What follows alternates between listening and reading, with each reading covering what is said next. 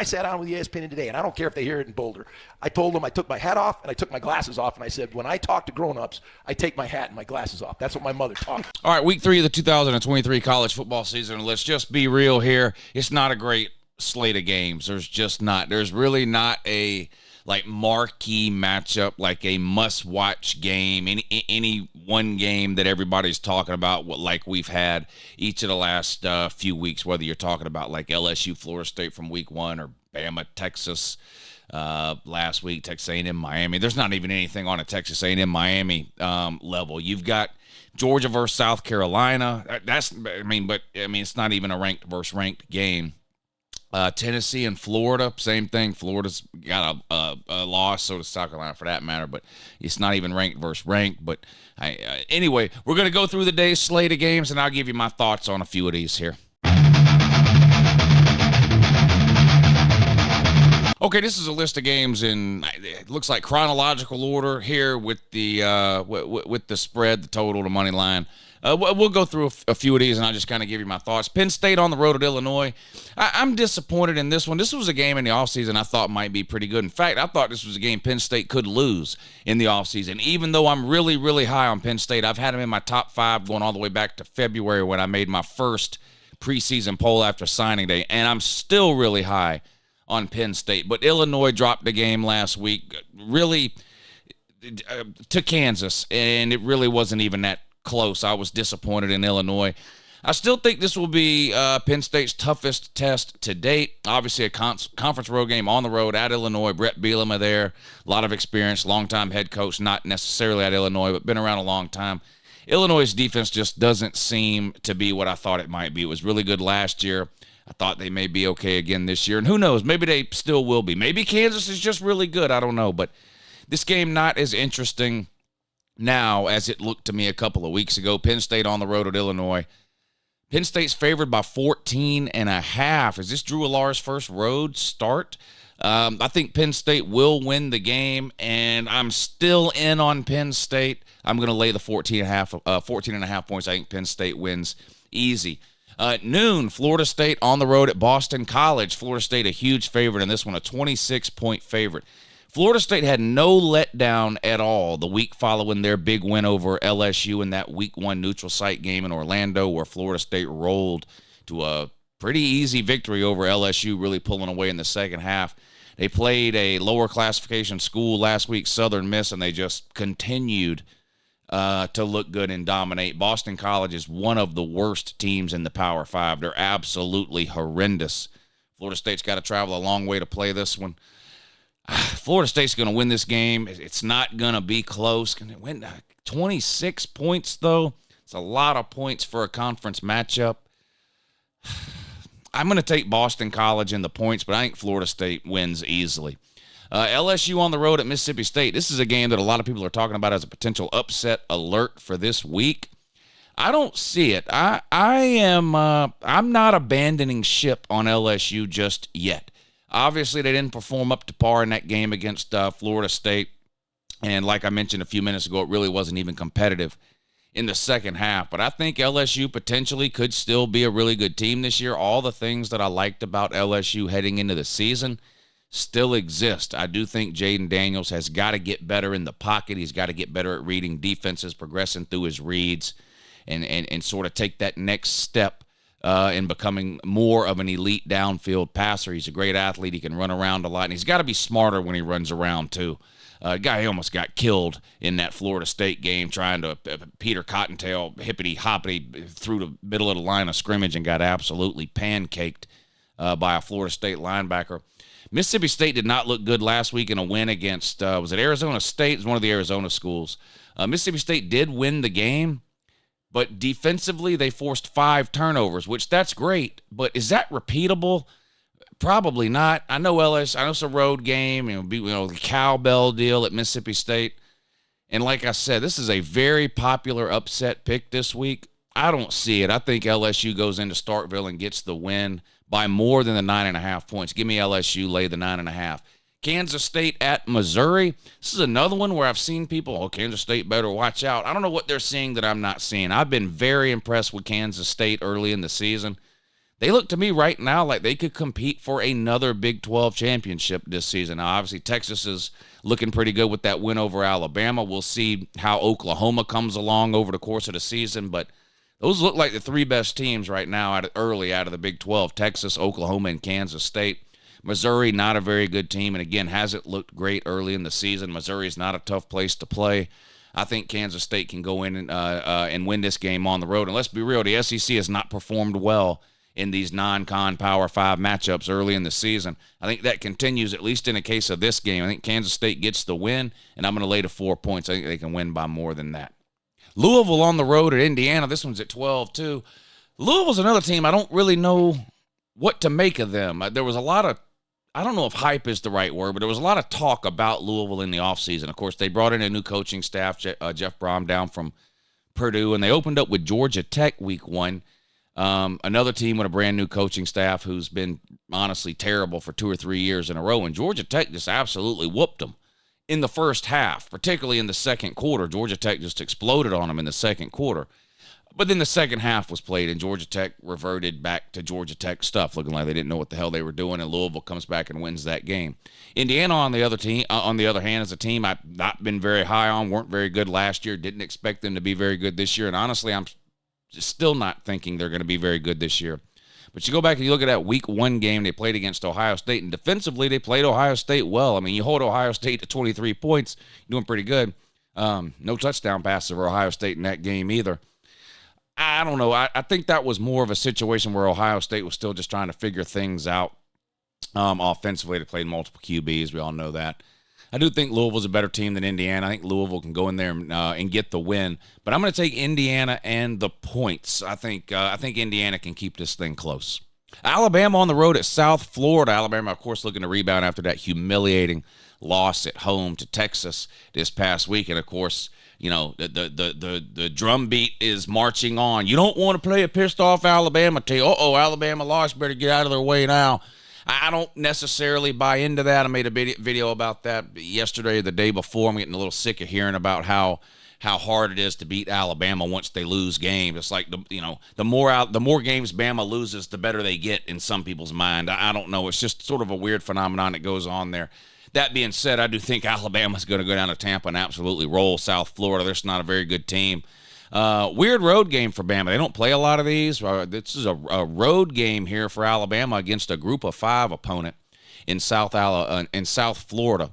33 points. That's a lot of points. I think Alabama covers it, though. Give me Alabama, lay the 33. Minnesota at North Carolina, Big Ten versus ACC. We got a couple of these matchups here. You see them on the screen there. Minnesota at North Carolina and Northwestern on the road at Duke. So the ACC hosting a couple of Big Ten schools. We'll start with Minnesota on the road at North Carolina. North Carolina's looked okay early in the year. Mixed results, kind of looked pretty good against South Carolina, especially defensively. 9 sacks held South Carolina to -2 yards rushing. Then last week we had the App State game, and it turned into just the North Carolina versus App State is becoming like must-see TV. Not that it's a rivalry or has playoff implications or anything like that. Obviously, App State, a group of 5 team. But 2 years in a row now, the North Carolina-App State game has just been unbelievably wild. North Carolina gets an overtime win there. They stay undefeated. Minnesota beat Nebraska back in week 1, but they beat them 13-10. Have you seen Nebraska? They're horrific, and you only beat them by 3 points. I don't know. North Carolina, I think, is going to win this one, no problem. I don't think Minnesota offensively can keep up with what Drake May and this Tar Heel offense can do. Give me North Carolina, lay the 7.5. The ACC wins that one. Northwestern on the road at Duke. Chalk another one up for the ACC. Northwestern cannot handle Duke. Northwestern's not a good team. A lot of controversy up there in the offseason. Head coach Pat Fitzgerald fired for some hazing-type stuff. The whole the Ding-a-ling car wash they had going on in the locker room up there. Just some more weird Big Ten sexual deviance. I don't know what goes on with the Big Ten and some of the let's move on. Northwestern, Michigan State, Ohio State, Penn State, these Big Ten schools that get wrapped up in these weird sort of sexual deviance cases. Anyway, Duke will win this game. Their big win this year, of course, came back in week 1. When they knocked off the Taters, beating Clemson 28-7. Riley Leonard, quarterback for Duke, could have another big game here. I like Duke, and I like the later points. ACC goes 2-0 versus the Big Ten, and I think Duke and North Carolina both covered a spread. Speaking of sexual deviance, Washington on the road at Michigan State. No head coach, Michigan State. Mel Tucker out, at least, well, suspended, at least for now. We'll find out more over the next couple of weeks. They've promoted an assistant to head coach and even brought Mark D'Antonio, dusted him off, brought him back. He's going to be on the sideline for this game, ex-Michigan State head coach. Washington has looked really, really good to me this year. I have a feeling there's not a lot of y'all have watched a lot of Washington football this year with quarterback Michael Penix, but they are on an absolute roll. And they could be a problem for people in the Pac-12. I think they've got just as good of a shot right now at winning the Pac-12 as anybody else I've seen play, including Southern Cal, Oregon, and Utah. They've looked really, really good. Michigan State has not looked good, and now they've got the added distraction of the Mel Tucker situation, playing without their head coach. I like Washington to win in this game, and I like Washington to cover. Michigan State hasn't been able to defend the downfield pass in 2 or 3 years in a row now. I think that continues. I think Michael Penix goes nuts here, and the distraction is just too much for Sparty. I like Washington, lay the 16.5. Tennessee versus Florida, of course, I did a video on that the other day. Talked about that one. I like Tennessee. They're a 6.5 point favorite. I like Tennessee to cover. In fact, I like Tennessee big. The Nerds of Georgia Tech travel out to the Grove to take on SEC opponent Ole Miss. ACC versus SEC. The SEC can't beat the ACC. Woo. Okay, well, they can this Saturday. Here's another one that a lot of people are talking about in terms of this week's upset pick. I know quite a few people who are looking to take Georgia Tech to win this game outright. Plus 650 on the money line would be a huge payday. For those of you who aren't huge gamblers, if you see on the screen there where it says, if you read out across the line from Georgia Tech, a plus 18, over 63, and then on the end there in green it says plus 650. That's the money line. What that means is because Georgia Tech's an 18-point favorite, or an 18-point underdog, if you bet Georgia Tech to win the game outright and they win the game, you make plus 650 on your money. So a $100 bet would pay you $650. So if you really think Georgia Tech can go on the road and beat Ole Miss, go ahead and put some money on it at plus 650. You could win a lot of money if Georgia Tech pulls off the upset. I don't think it's going to happen. I think Ole Miss will win the game. I'm a little concerned about Ole Miss's running game. It hasn't looked great early in the season, especially compared to what we saw last year from Ole Miss. They were the best running team in the SEC. With Zach Evans and Quinshon Judkins. Zach Evans has gone off to the NFL. Quinshon Judkins is good there, but the running game has sort of come back to earth a little bit. Now, maybe some of that is intentional. We sort of seen this going on with Michigan, too, where they've sort of used the first couple of weeks of their season to try to work on their passing game with J.J. McCarthy, and so the running numbers have dipped a little. I'm assuming Ole Miss can turn that back on if they need to. Georgia Tech, I think, is improved under first-year head coach Brent Key, who took over with about 4 or 5 games to go in the season last year. I do think Georgia Tech is a better team than what we're used to seeing over the last 2 or 3 years. I do not think they're good enough to go on the road and beat an Ole Miss team. Now, I would strongly consider taking Georgia Tech in the 18 points and hoping that maybe Georgia Tech can keep it close. One other thing to keep in mind here, Ole Miss has a game next week on the road at Alabama. I think that has a lot to do with what people are saying about this game this week and Georgia Tech's potential to either pull off the upset or keep it much closer than this 18. Sort of catching Ole Miss in kind of a classic trap game situation here where maybe you catch them looking forward to next week's game on the road at Bama. So while I do think Ole Miss will win the game, I'm also going to take Georgia Tech and the 18 points. BYU on the road at Arkansas. Arkansas has looked good to me early in the season this year. Well, they've looked better than I thought they would look early in the season this year. They had a ton of turnaround. They lost a lot of players to the transfer portal, and about half their coaching staff has turned over as well. But KJ Jefferson is still there at quarterback. This is BYU's first year playing a Power 5 schedule. So whereas in the past, maybe this is like the game that BYU would get up for every year to try to prove a point, hey, we can hang with the Power 5 teams. They're playing 10, 11 Power 5 opponents this year. So this becomes just another game on BYU's schedule. They're in the Big 12 now, so getting ready to start conference play next week for them. I'm not high on BYU this year. I think this is going to be a down year for BYU based on sort of where they've been over the last couple of years. Whereas, like I said, Arkansas has looked a little bit better than I thought. Home game for Arkansas should be a good environment, crazy environment there for Arkansas. I'm going to take the Razorbacks to win and cover the 8.5. Pittsburgh on the road at West Virginia, the backyard brawl, part 2, right? We saw this last year. These two teams hadn't played in a while. We then saw the game last year. It was a week 1 game last year, if I remember right. Been moved to week 3 this season. Now, I think everybody kind of expected West Virginia to be not very good this year. The surprise is Pittsburgh. They lost last week to Cincinnati, a game they were favored in by about 8 points. And there were some people picking Pitt to compete and possibly even win the ACC this year. I think that's pretty much out the window. Would have lost to Cincinnati. They didn't look good. I've got, their quarterback I don't think is as good maybe as some people had hyped him up to be in the offseason. With that being said, though, West Virginia, I believe, is every bit as bad as we thought they would be. I can't figure out for the life of me why West Virginia is up to a 3-point favorite in this game. Pittsburgh was a favorite all offseason. And starting this week, that line has started to come down, and now it's completely reversed. Pittsburgh has gone from a favorite in this game to a 3-point underdog. Usually when that happens, there's a reason, and somebody knows something I don't know. Vegas is not in the habit of losing money, generally speaking.